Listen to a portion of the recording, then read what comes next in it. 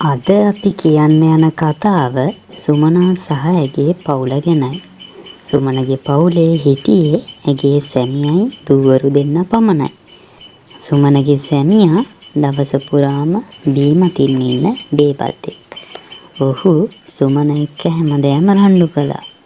දවස ගෙවිලා රෑ බෝ වෙද්දී සුමනයි ඇගේ දූල දෙන්නයි පුදුම බයකින් තමයි හිටියේ.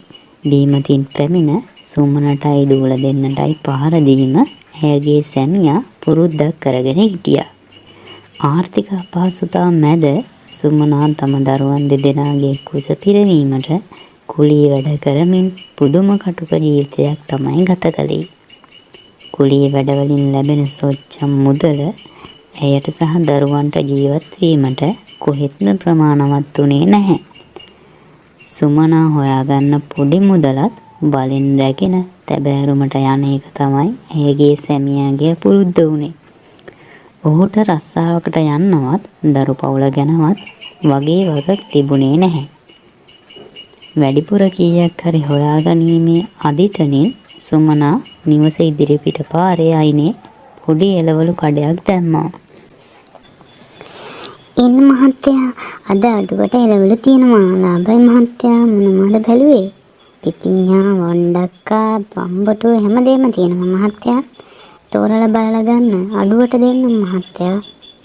ආනෝනේ එන්න බලලා මේ අලුත් එළවලු අරන් යන්න. ඒ සුමනා මට ඔය එළවලු ටික බෑග් එකට දාලා දීපන් ඉක්මනට. මගේ යාළුවෙක්ට දෙන්න. දැන් මිනිහා එනවත් ඇති. ඉක්මනට දාලා දීපන් වැඩිපුර එළවලු ටිකක්. කඩේකුත් ආපු එකේ මගේ යාළුවා ආපුවාම හිස්ස තියවන්න බෑ. ඕව දාලා දීපන් ඉක්මනට. මොකක්? නිකන් එළවලු බෙදන්න තමුන්ට පිස්සුද? අනේ මෙහෙමත් මිනිහෙක්. තමුන් ගැන පොඩ්ඩක්වත් ලැජ්ජා නැද්ද? ගෙදර ගෑනු දරුවෝ හාමතේ. පිට යාළුවෝ ලොකු කරන් පුදුම සැලකිලි නේද? ගෙදර ඉන්න ගෑනු ළමයි දෙන්න ගැනවත් ඇයි පොඩ්ඩක් තමුන්ට හිතන්න බැරි? දවසෙම බීගෙන පාරවල් ගානේ වැටි ඇයි මගේ කෙල්ල දෙන්නට මෙහෙම ලැජ්ජ කරන්නේ? තමුන් අපිට කන්නා දෙන්න නොදුන්නට කමක් නැහැ. අඩුම තරමේ මටයි මගේ දරු දෙන්නටයි සැනසෙල්ල ඉන්න දෙන්න. අනිත් කාරණේ තමයි මම මේ කඩේ දැම්ම එක එක්කෙනාට නිකන් එළවලු බෙදන්න නෙවෙයි. ඔයා ඒක හොඳට මතක තියාගන්න. ඔබ දැන් කට ගහගෙනත් යනවද මාත් එක්ක? කඩ දාගෙන සල්ලි අත ගන්න ගත්තම ඔබේ කට වැඩි වෙගෙන වගේ ඉන්නේ නේද? ඊටපම් මම ඔබට අද හොඳ වැඩක් කරනවා. ඔබ දන්නේ මගේ හැටි. ඊටපම් ඔබට. එහෙම කියලා මේ බේබදු මිනිසයා සුමනාගේ එළවලු කඩේ කුඩුපට්ටම් කරලා දැම්මා. ඒකේ තිබුණ එළවලුද සීසී කඩ වීසි කර දැමුවා. සුමනාටද වැරෙන් පහර කීපයක් එල්ල කළ ඔහු කඩය කඩා බිඳ දමා නැවතත් බැන වැදුනා. දහසක් බලාපොරොත්තු ඇතිව සුමනා පටන් ගත් පුංචි ව්‍යාපාරය එතනින්ම අහවර වුණා. දැන් විකුණපම් බලන්න එළවලු. ඔය ටික කරගන්න තමයි උඹ දැඟලුවේ. දැන් හරිනේ. මේක හොඳට මතක තියාගනින්. උඹයි උඹේ මෝසල දරුවෝ දෙන්නයි මට එපා. උඹලා දැම්ම මේ ගෙදරින් දොට්ට බහලා යන්න ඕන. මට උඹලගෙන් වැඩක් නැහැ. දැම්ම බහැපල්ලා එළියට. මෝසල දරුවෝ? ඇයි ඔයා මගේ දරුවන්ට එහෙම කතා කරන්නේ? ඒ මගේ දරුවෝ වගේම ඔයාගේ දරුවෝ නේද? ඇයි අපිට මෙහෙම වද දෙන්නේ? මායි මගේ දරුවෝ දෙන්නයි ඔයාට මොනවක් කළාටද අපිට මෙහෙම කරන්නේ? දරුවන්ගේ බඩකට පුරවන්නයි මේ එළවලු කඩේ දැම්මේ. දැන් ඒකත් විනාසයි. මේ දේ හොඳට අහගන්න. අපි මේ ගෙදරින් කොහොමඩවත් යන්නේ නම් නැහැ. අපිට යන්න තැනක් ඇත්තෙත් නැහැ. අනික මේ ගේ හැදුවේ මගේ මහන්සියෙන් උපයාගත් සල්ලි වලින් මිසක් ඔයාගේ සල්ලියකින් නෙවෙයි. උඹට මෙච්චර හයියක් මට මෙහෙම කතා කරන්න. මාත් එක්ක කට ගහගෙන ඉන්න බාහිරද? ඊටපම් මම අද උඹට හොඳ පාඩමක් උගන්වන්නම්. මම අද උඹ විතුරු කරන්නේ නැහැ. මේ විදිහට සුමනා සහ ඇගේ සැමියා අතර රණ්ඩුව ඇවිලී දුරදිග ගියා. බීමතින් සිටි මේ බේබදු මිනිසයා සුමනාට අමානුෂික ලෙස පහර දෙන්නට වුණා. තම මවට පහර දීම බලා සිටීමට බැරිම තැන සුමනාගේ ලොකු දුවද රණ්ඩුව මැද්දට පැන පියාව නතර කිරීමට උත්සාහ කළා. මෙහිදී පියා වැරෙන් ගෙසූ පාපහරක් ලොකු දුවගේ පපුවේ වැදී එතනම ඇද වැටුණා. ඇයට සිහි නැති වී තිබුණා. අනේ දුවේ ඔයාට මොකද්ද වුනේ? ගහපු පාරක් වැදුනා නේද? අනේ දෙයනේ මොකද්ද මේ වුනේ? අනේ කවුරුවත් නැද්දෝ? අනේ දුවේ නැගිටින්නකෝ. මිනිහෝ මේ බලනවා දුවට තමුන් ගහපු පාරක් වැදුනා. කෙල්ලට මොකක් හරි වෙලා ඉක්මනට මොනවා හරි කරනවා. මිනිහෝ කොහෙද යන්නේ? අනේ දෙයනේ කවුරුවත් නැද්ද අපිට උදව් කරන්න? දියණිය සිහි නැති වී බිම වැටුණත් මේ බේබදු පියා එය ගානකටවත් ගත්තේ නැහැ. ඔහු නිවසින් පිට වී නැවත තැබෑරුම කරා ඇදුණා. යමින් ගමන් ඔහුගේ බේබදු මිතුරාවද කැටුව යාමට ඔහු අමතක කළේ නැහැ. ඒ සමන්ත හොරෙන් යන පොඩි චොට්ටක් දාන්න. අර මෝසල ගෑණි අදත් මගේ මූඩ් එකම කෑවා. යමන් ගිහින් සෙට් වෙමු. බාල දියණිය අසල නිවසක රඳවා ලොකු දියණියව ඉක්මනින් රෝහල්ගත කිරීමට සුමනා කටයුතු කළා. දැන් ඔක්කොම හරි. දරුවට සිහිය ඇවිල්ලා තියෙන්නේ. දැන් බය වෙන්න දෙයක් නැහැ. පපුවට තදින් පාරක් වැදිලා තියෙනවා. ඒක නිසා තමයි සිහිය නැති වෙලා තියෙන්නේ. මම දැනට දෙන්න ඕන බෙහෙත් ටික දරුවට දුන්නා. මෙන්න මේ බෙහෙත් තුණ්ඩුව අරන් ගිහින් ඉතුරු බෙහෙත් ටිකත් ෆාමසියෙන් අරගන්න ඕන. සුමනා දොස්තර මහත්තයා දීපු බෙහෙත් තුණ්ඩුව දෙස බලාගෙන අඬන්නට වුණා. සුමනා අඬනවා දැකපු දොස්තර මහත්තයා මෙහෙම ඇහුවා. ඇයි අම්මා අඬන්නේ?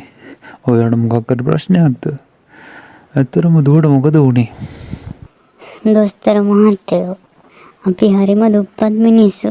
මට දුවල දෙන්නෙක් ඉන්නවා. මේ මගේ ලොකු දුව. මගේ සැමියා බේබද්දෙක්. එයා මුළු දවසෙම බේගත්තු ගමන්මයි ඉන්නේ. අද එයා බීගෙන ගෙදර ඇවිත් හොඳටම රණ්ඩු වෙලා මට ගැහුවා. ඒ රණ්ඩුව මැදට පැනලා ලොකු දුව ඇවිත් රණ්ඩුව බේරන්න හදනකොටයි මෙයාට තද පාරක් මගේ සැමියාගෙන් වැදුනේ. අනේ මහත්තයෝ මට මේ බෙහෙත් තුණ්ඩුව ගන්නවත් අතේ සල්ලි කීයක්වත් නැහැ. ඒකයි මට ඇඬුනේ මහත්තයෝ. සුමනගේ කතාව අහලා දොස්තර මහත්තයාට ගොඩක් දුක හිතුණා. සුමනගේ හිත සැනසෙන්න කතා කළ ඔහු දරුවට ඕනි කරන බෙහෙත් සියල්ල නොමිලේ ලබා දෙන්නට කටයුතු කළා. අනේ දොස්තර මහත්තයෝ මේ කරපු උපකාරයට ඔබතුමාට ගොඩක් පින්. ඔබතුමාට ස්තුති කරන්න වචන නැහැ මේ කරපු උදව්වට. බොහොම ස්තුතියි මහත්තයෝ. හරි අම්මා දැන් අඬන්න නැතුව ඉන්නකෝ. දැන් එතකොට ගෙදර වියදම් එහෙම කොහමද? දරුවෝ දෙන්නව ඉස්කෝලේ යවනව නේද? ඔයා මොකද රස්සාවක් එහෙම කරනවද? අනේ මහත්තයෝ දරුවෝ දෙන්න මාස ගානකින් ඉස්කෝලේ යවන්න බැරි වුණා මේ ප්‍රශ්න නිසා. මගේ සැමියට මාවයි මගේ දරුවෝ දෙන්නටයි වැඩිය බේබදුකම ලොකුයි. අපිට හරියකට කන්න අඳින්නවත් නෑ මහත්තයෝ. මම ගෙවල් අහලා පාල කුලිය වැඩ තමයි මහත්තයෝ කරන්නේ. ඒ වගේ මං හොයාගෙන එන සොච්චමත් අර මිනිහා මට කතඩි බාලා බොන්න අරන් යනවා මහත්තයෝ. එහෙමද? මට තේරෙනවා අම්මලාගේ දුක. අපි බලමුකෝ මොකද්ද මේකට කරන්න පුළුවන් කියලා. අනේ පින් මහත්තයෝ මම අවසානෙටම කළේ පොඩි කඩයක්. ගෙදර ඉස්සරහම පාරායිනේ පොඩිවට කරගෙන ගියා එළවලු කඩයක්. මේ මිනිහාද බීගෙන ඇවිත් ඒ කඩෙත් කුඩු කරලා දැම්ම මහත්තයෝ. මම දැන් හිත ඉන්නේ හෙට ඉඳන් ජීවත් වෙන්නේ කොහොමද කියලා. මට මෙහෙම උදව්වක් කරන්න පුළුවන්. ඔයා කැමති නම් මගේ ඉස්පිරිතාලේ වැඩ කරන්න එන්න. මමත් කෙනෙක් හොය තමයි හිටියේ අපේ ඉස්පිරිතාලේ පිරිසිදු කිරීම කටයුතු වලට. ඔයාට කැමති නම් එන්න පුළුවන්. අනේ දෙවියනේ ඒක කොච්චර දෙයක්ද? ඒ වගේ හොඳ රස්සාවක් ලැබෙනවා නම් මම අනිවාර්යෙන්ම එනවා මහත්තයෝ. මට මේ කරන උදව් මම කවදාවත් අමතක කරන්නේ නැහැ දොස්තර මහත්තයා. එහෙමනම් මම හෙට ඉඳලම වැඩට එන්න. ඇත්තරම මේක ඔයාට ලැබුණු හොඳ අවස්ථාවක්. ඔයාගේ තියෙන ප්‍රශ්න ඔක්කොම විසඳ ගන්න. අපිට මොන ප්‍රශ්න තිබුණත් අපේ දරුවන්ට ඒ වගේ අඟදියක් වෙන්න දෙන්න හොඳ නැහැ. දරුවෝ දෙන්නම ඉක්මනට පාසල් යවන්න පටන් ගන්න. ඉස්පිරිතාලේ වැඩ කරන අයට අපි නේවාසික පහසුකම් සලසනවා. ඔයාට පුළුවන් දුවල දෙන්නත් එක්කන් ඇවිත් මෙහි නැවතිලා එයාලත් බලන ගමන් වැඩ ටික කරගන්න. දරුවෝ දෙන්නට හොඳට උගන්වන්න අදිෂ්ඨාන කරගන්න. එයාලගේ ගිණිම් වලට යන සියලු වියදම් මම බලා ගන්නම්. ඒ ගැන කරදර වෙන්න ඕනේ නැහැ. දොස්තර මහතා කිව්ව පරිදිම සුමනාට ඉස්පිරිතාලේ පිරිසිදු කිරීම රැකියාවක් ලැබුණා. දරුවන්ගේ පාසල් යන වියදම්ද දොස්තර මහතා දුන් නිසා සුමනා දරු දෙදෙනා ඉක්මනින්ම පාසල් යැවීමට පටන් ගත්තා. සුමනාගේ ලේබදු සැමියා නම් මේ වෙන දේවල් බලාගෙන හිටියේ පුදුම තරහකින්. ඇයි සුමනා කොහෙද මුන් දෙන්න යන්න හදන්නේ? මුන්ට කොහෙන්ද මේ ඇඳුම්? දරුවෝ දෙන්න ඉස්කෝලේ යන්න හදන්නේ. එයාලට යන්න දෙන්න. මොකක්? උඹට මුන්ව ඉස්කෝලේ යවන්න සල්ලිත් තියනවද දැන්නේ? මම කීයක් කර ඉල්ලුවාම තමයි උඹට අතේ සතයක් නැහැ කියන්නේ. ඔයාට බොන්න දෙන්න සල්ලි කොහොමත් මා ළඟ නැහැ. තිබුණත් දෙන්නෙත් නැහැ. අර දොස්තර මහත්තයාට පින් සිද්ධ වෙන්නයි මම මේ රස්සාව කරගෙන දරුවෝ දෙන්නත් ඉස්කෝලේ යවාගෙන මෙහෙම හරි ජීවත් වෙන්නේ. නැත්තම් මේ දරුවෝ දෙන්නත් ඉගෙනම නැතුව කාලා කන්නේ වෙනවා ඔය මේ බේබදුකම නිසා. එහෙමද උඹ? උඹ හිතන් ඉන්නේ මුන් ඉස්කෝලේ වල රජ කරන්නද?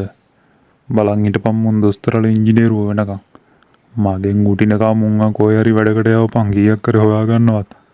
නැත්තම් මේ ගෙදර වැඩක් උගන්නපන්. ගෑනුන්ට මොන ඉස්කෝලේද? නෑ මම කීයටවත් එහෙම කරන්නේ නෑ.